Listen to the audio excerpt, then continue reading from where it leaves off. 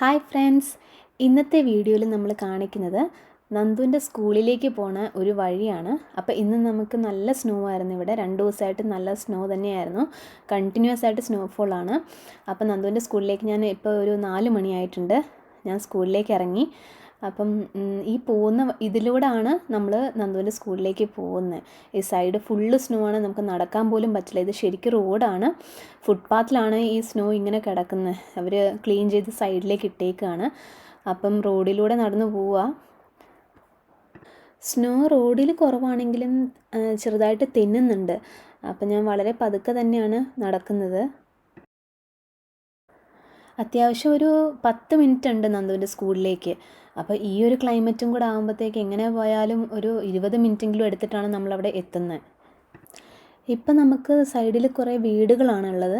അപ്പോൾ ഡിറ്റാച്ച്ഡ് വീടുകളായതുകൊണ്ട് തന്നെ ഈ സ്നോ വീഴുമ്പോഴത്തേക്ക് അവർക്ക് വണ്ടിയുള്ളവർക്കാണെങ്കിൽ പാർക്കിങ്ങിനാണെങ്കിലും വണ്ടി ഇറക്കാനാണെങ്കിലും നല്ല ബുദ്ധിമുട്ടാണ്. അപ്പോൾ അവരെല്ലാവരും ക്ലീൻ ചെയ്യാൻ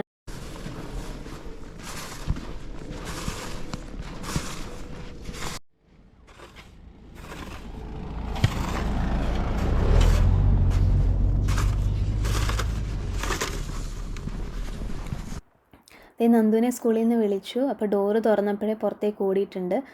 സ്നോയിൽ കളിക്കാനാണ്. അവിടെ കാണുന്ന നന്ദുവാണ്. ഒരു ബെഞ്ചിൻ്റെ മുകളിൽ കുറേ സ്നോ കിടപ്പുണ്ട്. അപ്പോൾ അത് വാരി എറിയാനുള്ള പരിപാടിയാണ് ആളുടെ.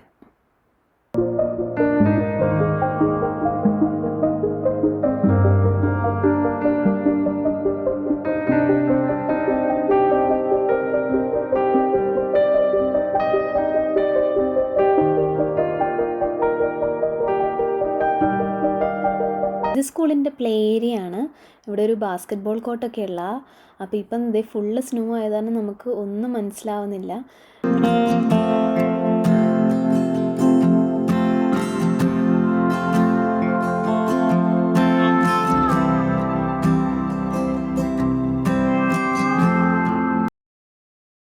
വണ്ടി വരുന്നതുകൊണ്ട് ഞങ്ങൾ സൈഡിലേക്ക് മാറി നിന്നു. അപ്പം നന്ദു അവിടെ ഇരുന്ന് കുറച്ച് സ്നോ ബോളൊക്കെ ഉണ്ടാക്കി എറിയുക.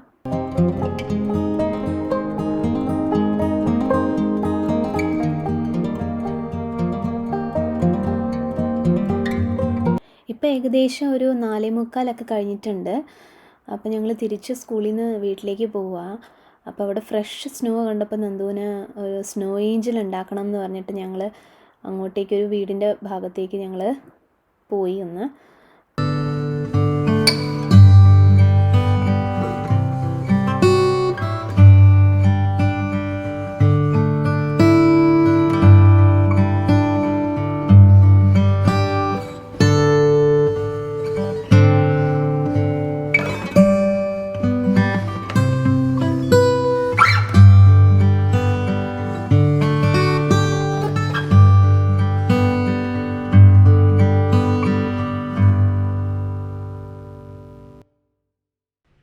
അപ്പോൾ ഇന്നത്തെ വീഡിയോ എല്ലാവർക്കും ഇഷ്ടപ്പെട്ടെന്ന് വിചാരിക്കുക.